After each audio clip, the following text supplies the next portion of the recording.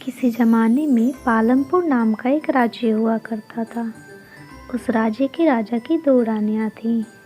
बड़ी रानी का रूप सामान्य था, लेकिन छोटी रानी काफ़ी सुंदर थी। इस वजह से राजा छोटी रानी को अधिक प्रेम करता था। वह छोटी रानी की हर बात भी मानता था। एक दिन छोटी रानी ने राजा से बड़ी रानी की शिकायत कर दी। राजा बड़ी रानी से नाराज़ हो गए, जिससे दुखी होकर बड़ी रानी महल छोड़कर जंगल की तरफ जाने लगी। रास्ते में एक नदी पड़ी, जिसके किनारे पे एक अनार का पेड़ था। बड़ी रानी उसी पेड़ के नीचे बैठ गई और रोने लगी। उनकी रोने की आवाज़ सुनकर वहाँ एक नन्ही परी आई।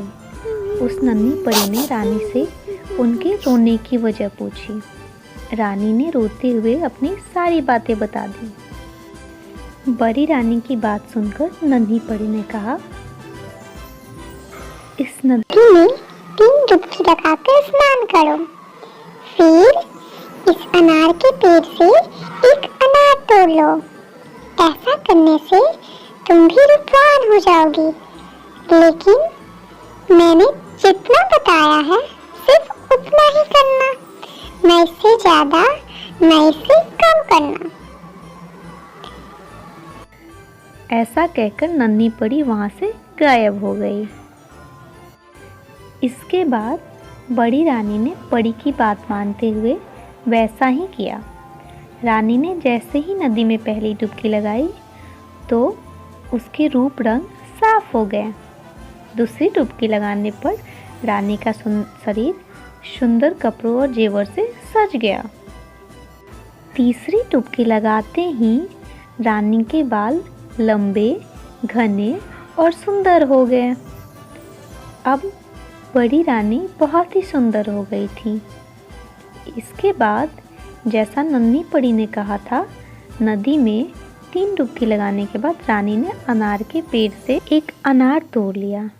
तोड़ते ही वह अनार फूट गया और फिर हुआ यूं कि अनार फूटते ही अनार के सारे बीज सैनिक बन गए। उन सैनिकों ने रानी के लिए एक पालकी तैयार की, जिसमें बड़ी रानी को बैठाकर वो वापस राज्य में लेके आ गए। राजमहल पहुंचकर जब बड़ी रानी राजा से मिली तो उसने नन्ही परी वाली सारी घटना राजा को बता दी। अब राजा को अपनी हरकत पर पछतावा होने लगा और उन्होंने इस बार छोटी रानी को महल से बाहर निकाल दिया। जब बड़ी रानी राजा को नन्ही परी की घटना बता रही थी तो छोटी रानी ने छुपकर ये सारी बातें सुन रही थी। इसी वजह से महल से बाहर निकालने पर वह सीधे नदी के किनारे गई और उसी अनार के पेड़ के नीचे बैठकर रोने लगी। छोटी रानी के रोने की आवाज़ सुनकर नन्ही परी वहाँ प्रकट हो गई और उसने रानी से उनके रोने की वजह पूछी। छोटी रानी ने झूठ बोलते हुए नन्ही परी को बताया कि बड़ी रानी के कहने पे राजा ने उसे महल से निकाल दिया है।